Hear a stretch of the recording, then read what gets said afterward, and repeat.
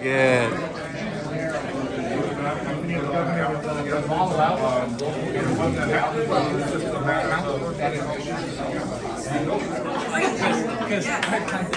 May I have your attention? I would like to hear about how this building and the health center right across the parking lot there got built. Very proud of my enforcement director, Cheryl Seeger, who's here, who worked with Hilton on this project. So we're going to hear from them. Okay, let's hear it. Well, I'll go ahead and pick it up. Sure. Well, you know, back before we built these structures, this was nothing but just a plot of land that was full of weeds, about that high. And I told my wife, you know, when I first met her, that I had a vision for West Port Arthur. But in my vision, I literally had a dream, but I won't bore you with that. But at the same time, It's a good dream. it was a great dream. And it led me home, actually. I came here, thought I would be here maybe a year or so, but when I saw the blight, when I saw the lack of new structures being built, when I saw dilapidated buildings, I was like, what happened to my community? I mean, this was my community. We had the YMCA, we had the Mason building, we had so many things when I was a kid here to where you didn't have to go on the other side of the track for anything.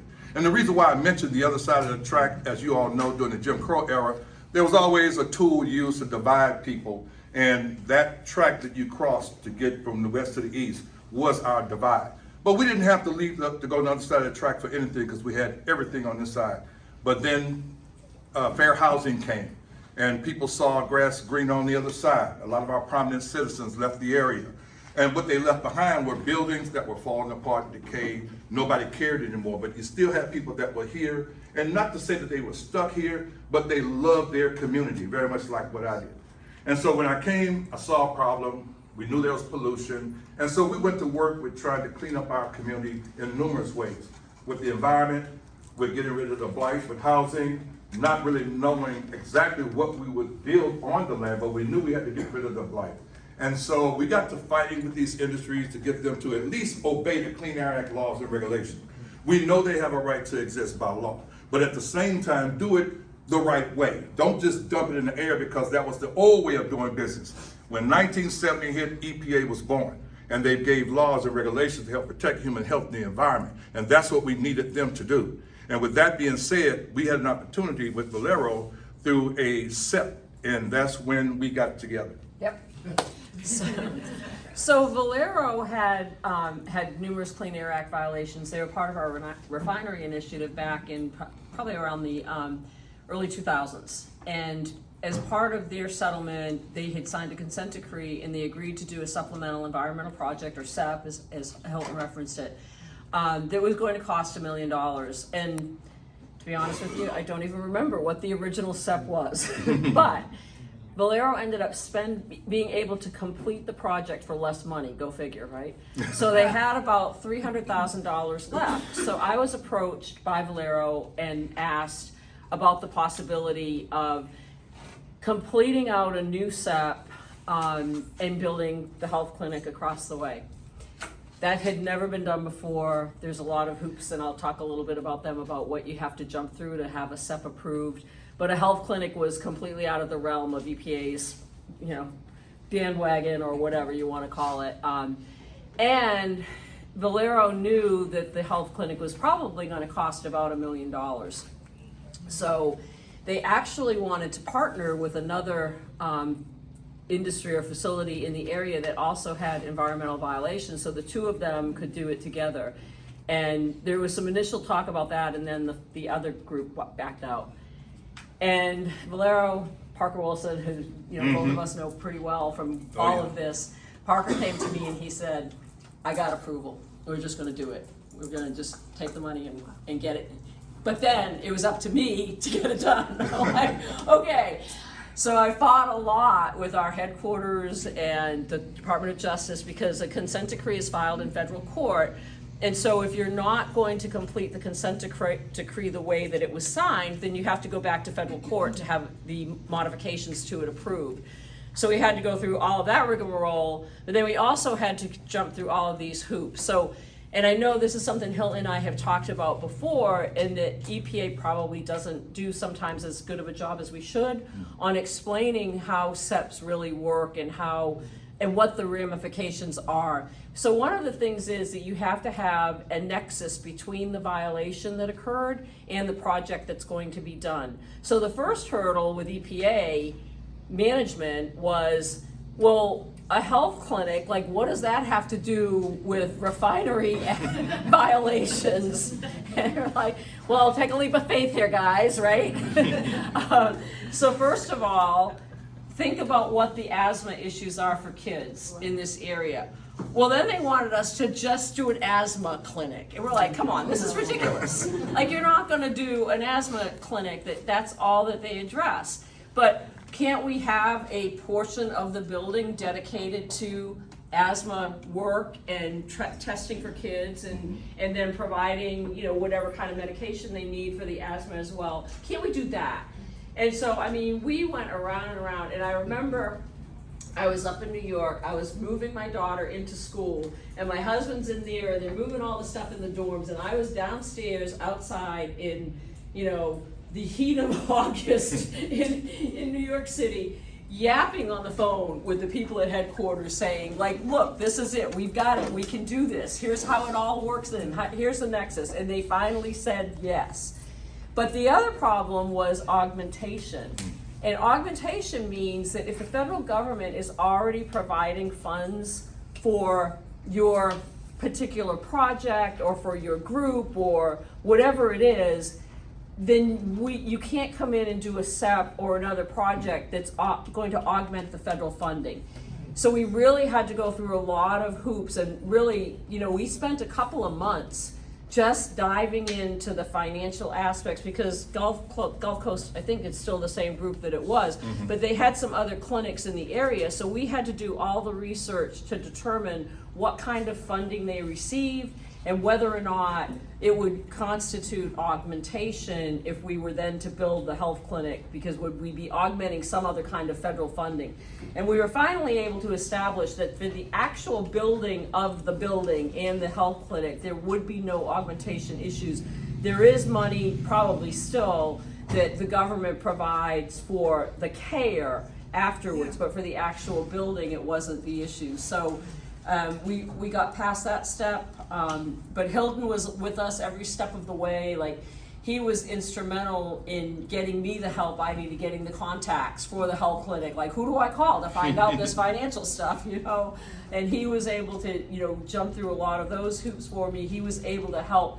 I was able to go back to our management and say, but I've got Hilton Kelly down there, and luckily, just, coincidentally, the head of our headquarters office, the Office of Enforcement and Compliance Assurance up at headquarters, the deputy director of that group had worked in Region 6. And so at one point he was our deputy regional administrator. He had worked a lot with Hilton. So, I would just have to call Larry and mention Hilton's name. And all of a sudden Larry was like, oh, well, now we might be able to get a little traction here. So it just was a perfect storm. Cheryl, I just want to say, your example of not accepting what the lawyers are saying and going back at it has to be the lesson for all of us, because, right? Yep. And I am a lawyer, and I was working as a lawyer at the time. Believe me, I am too, and I'm constantly doing that. And so, but this is leadership. This is going through, because the end result is the right result. So how do you shape the bureaucratic rigmarole to be able to achieve what we all intend, including the laws that are protecting the, waste, fraud, and abuse, and all of that. So thank you for your example of that, and may it wash over all of us. Isn't the garden, wasn't that also a Yeah, it's a SEP. Remember I was showing you? Yeah, it was a SEP from the state. That's right. So that's the other thing, is when these corporations, like Hilton said, they exist. We all know they exist. They, there's reasons they exist, right? There's every right to expect that they follow the law. Yeah. But when they don't, and you want to do a project like this, I think that it creates momentum. So I think that's what it did for Valero, was getting the clinic built and then, developing over here, but then they saw another opportunity and they went through a lot of fighting with the state to try to get that built, but they managed. And I think it's that momentum that grows from one thing to another. So Cheryl and Helen, the other thing that strikes me is the kind of work that partnership can do. Deep partnership built on authentic relationships. And while yours was framed in a very tough context as a SEP, with all of those limitations, it's the same partnership that's at the heart of our funding opportunities now that are so transformative. It's that kind of partnership that we have to model, and I love the fact that it grew. It wasn't just your partnership. Partnerships grow partnerships as we invest in that relationship capital. So thank you so much. And we also, like you said, the partnership is key, and working together, with EPA, working together also with industry. We have to sit down and come to an agreement. I mean, because, okay, let's just face it, we're not always adversarial. You have to come to a point to where you can sit down and say, okay, Hilton, we got a right to exist. You guys have a right to do what you do, but yeah, let's be realistic. How can we work together to do what's right and what's good for this community? And that's when I had to take off my activist hat and put down my sign and say, okay, let's do it. It was difficult and it was new territory for me to sit down with industry, because I usually look at them a little differently, like they didn't care, like they hated our community. But yet at the end of the day, those are guys that are doing a job. They're just trying to make a buck and go home too and take care of their families. But at the same time, we help to educate them on what they need to do it right, to help protect our families so that they can live and sleep safe and sound at night as well. But yet we learn to get through our barriers and working together. They agreed to make it happen, the community agreed to let it happen, and you guys helped to put all the glue and the pieces together. So we're excited about that and future opportunities.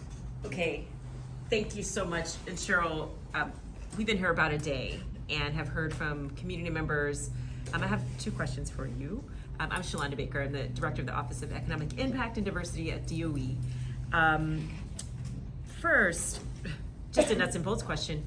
Who paid for the ongoing maintenance of the clinic and the clinicians and staff? How is that funded? I'm pretty sure that Valero had money for maybe the first 3 or 4 years. Yeah, there was the Port Arthur Community Fund was set up. There's a board that was set up. I think we started off with about, I think it was about $2.5 million to work with, and we helped to build that. I mean, the clinic kind of helps to take care of some of the bills itself, because you don't pay 100%. They're usually charged by scale when people are seen at the clinic, so that helps to keep it open. And not to mention, the Port Arthur Gulf Coast Health Clinic is on the east side of Port Arthur. That's the larger one. They feed money into this one as well. But the big elephant in the room was getting it built. And once it was built and it was fitted with everything it needed, then money is flowing from the main Gulf Coast Health Clinic to here, and also through the Port Arthur Community Fund, which I sit on that board as well, along with one, I think, Motiva member, and there's 4 other citizens that sit on the board as well. Well, that's helpful to know that that's a resource for the community. My second question is really about the overall landscape for SEPs here in this part of the state, and Port Arthur in particular.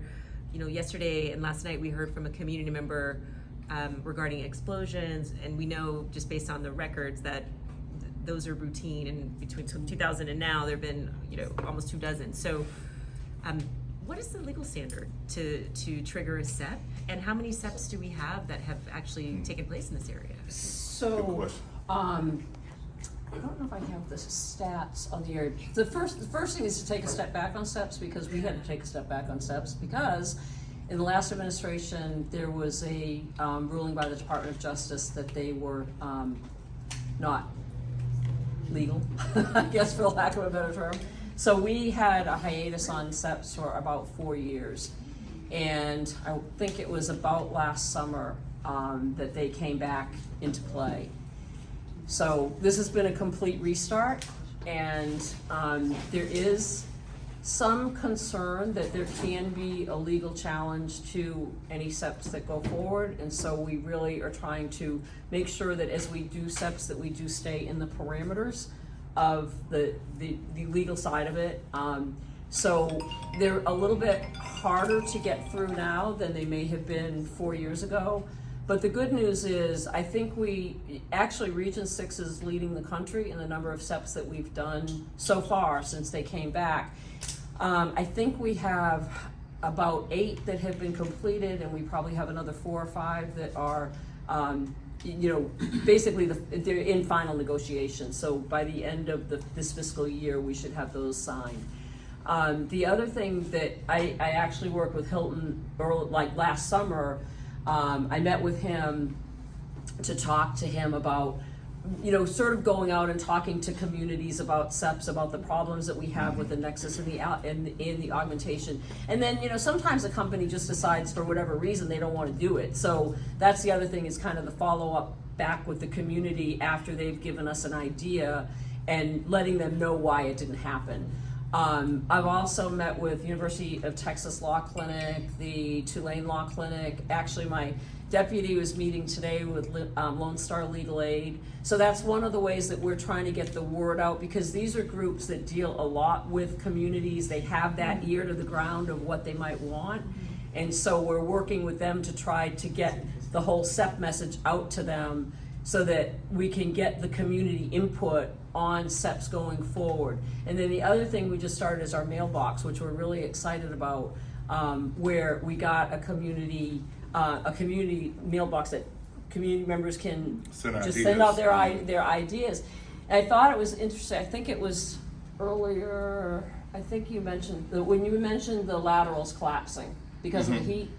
So that's a really interesting. So when we were negotiating with the city of Houston, one of the things that we had negotiated as a SEP was for, instead of the city of Houston paying stipulated penalties when they had violations of the consent decree or when they didn't meet milestones in the consent decree, they were going to go and start replacing lateral sewer lines for community members who couldn't pay to have those lines replaced. So it's exactly that problem that Hilton's talking about. The lines collapse. Back 5 years ago, I don't know what the cost is now, but back then it was probably about $5,000 for a household to connect a sewer line from their connection in the house out to the street. So a lot of people are living check to check. They don't have that kind of money. Nope. And are we getting to time? Okay, so we had this all agreed, and that's when the SEP policy was kiboshed. But I just like to add something. I think SEPs are wonderful, and we love being able to work together to make them happen, because things like this come to fruition whenever we do have a SEP. But I don't think it should have to take a SEP to be able to get something tangible done, because a SEP is something we don't really want, we don't desire, because when you have a SEP opportunity, that means there was an accident. That means we have been exposed. That meant there was a possible explosion or somebody lost their life. So let's not even think about SEP. Let's look at ways innovatively in which we can generate the capital we need to help places like Port Arthur to grow, to flourish, and to create jobs and opportunities so that we can become self-sustaining. That's what it should be about, and we shouldn't have to do that with a SEP. I think we have enough ingenuity in here and innovative ideas of ways of getting funding to make things happen. You guys see the need, you smell the air, but help us to protect ourselves from that. Help us to build a structure sustainably where we can have filtration systems within the construction to keep the particulate matters out. That is what needs to happen. We talk about new construction. Let's build anew, but let's build with the environment in mind, and how can we protect the residents on the inside of those houses when they have to go into a shelter in place in 85, 90 degree heat. Let's talk about those. And I know the technology is there, but it's all about getting the money, putting it together, and making it happen without a SEP, hopefully. All right. Hilton, I wanted to just as a closing thought, Hilton, I mean, you've done a lot here, and you shared with me when I came about a month ago what motivated you and how, the dream that you had and how you came back. But I'm wondering, as a closing thought, because a lot of what we're seeing here is how we mobilize community, how you bring people together, how you get people motivated behind an idea. And I don't know if you're willing to share this, but if you are willing to share a little bit about what you told your community when you first came back, and I think it was at the church when you first came, Yeah. came back and spoke to the congregation there. I don't know if you're willing to share that. Yeah, I am. I mean, when I first came back here to the city of Port Arthur, initially, I came back here just to visit relatives and whatnot, and then started getting into conversations with folks, and I started learning that Miss So-and-so had died, Mr. So-and-so died, little Johnny died, and I'm like, wow, wait a minute. So it was a disproportionate number of people that I knew personally had died, and all of it was cancer related. And so then I started taking a look around the community, and I saw dilapidated buildings. I remember when certain stores were open and thriving, and I wondered what happened? What happened to Port Arthur? And so upon asking that question to myself, I went back to California. I had this dream about Port Arthur, and this entity that came into my dream was betraying itself as if it was something good and holy. And in that dream, when I was talking to this entity, the entity smiled. And in the dream, I was planning on doing all this great stuff. And when he smiled, I said, you know what? I said, you're not God. You're not God. And he looked at me, and then all of a sudden he just gave an evil smile. And then I woke up out of the dream, and I was like, wow. So the way I looked at that situation was like, here I am planning something positive, and this entity invaded upon my dream to try to detour me from doing what I was planning on doing. And that's when I came to the conclusion, I'm moving back to Port Arthur. I'm gonna make it happen, because that plan, that entity had backfired on it. Because it was trying to detour me from doing something that was good and that was needed. And because I didn't give up, because I didn't give in to that vision, that evil vision, I came home, and we have this today because of everybody coming together. But it was truly a vision, as cliche as it may sound. Like Dr. King said, I had a dream. Well, I had a dream. And with that being said, I want to share something with you guys that I saw when I first came back that really fired me up. And it was the emissions and the sounds and the smells. And I was so angry, so I wrote a poem, and it's called My Toxic Reality. And I'd like to share it if I may. I see your smoke rising in the air, 2, 3 in the morning when you think no one is there. In the still of the night, my child starts to sneeze. In the still of the night, the other starts to wheeze. Your bright, bright torch, it burns all night. To find my way through the house, I don't even need a light. The roar of your flame I've learned to ignore. Even though it's combustion, vibrate my feet up on the floor. Now, I know I live at the back end of town, and I should just be quiet and not make a sound. You might even find this a little profound, but me and my neighbors are a light and dark shade of brown. I hope our leaders don't conspire to circumvent, because these findings I have a sulfur benzene scent. Excuse me while I cough. My throat has a slight tickle. The air I breathe, it smells, and sometimes very fickle. If you went to take a bath and saw a rash up on your chest, would you just shrug your shoulders and wish yourself the best? Because this money they give is great, and this is only flesh. But if you had the right insurance, you could go and take a test. Well, I'm scared I'll lose my job if the pollution I contest. But if you died tonight, would your killers confess to the poison they put inside you that laid you down to rest? Would your family have to fight to pay your doctor bills as you lay 6 foot under upon a grassy hill? Now your job is gone and your company grievance has faded. Your spouse and kids tried to collect from them, but they said your death was not job related. My toxic reality.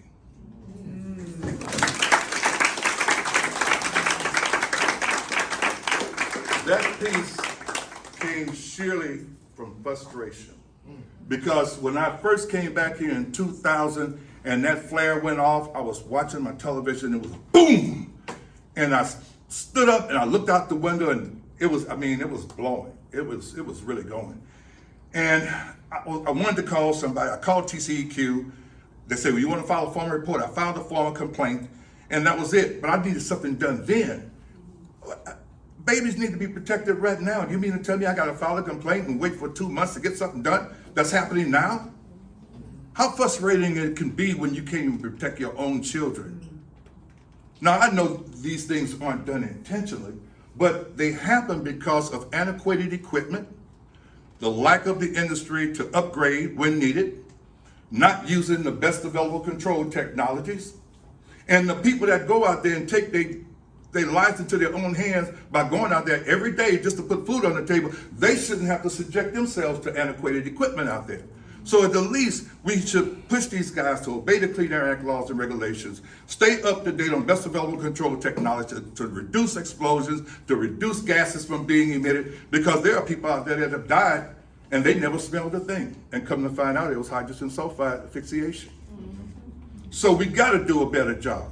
Clean energy is the way to go. It's the future. We know we're getting toward the bottom of the barrel when it comes to oil and gas, but yet it will always probably be a part of our lives. But it also can be a safer way to produce it. And let's make that so. Thank you.